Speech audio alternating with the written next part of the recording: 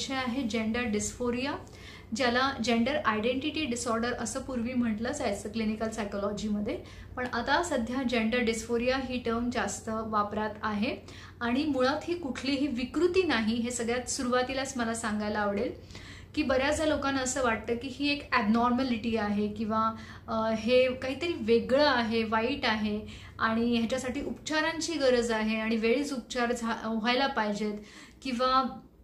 हे एक नाटक आहे किंवा हे फक्त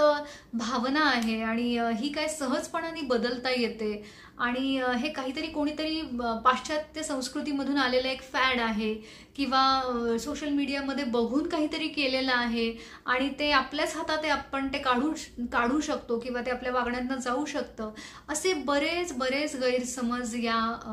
टर्मबद्दल आहेत, जेंडर डिस्फोरियाबद्दल आहेत आणि आज त्या सगळ्याबद्दल आपल्याला मोकळेपणाने इथे चर्चा करायची आहे.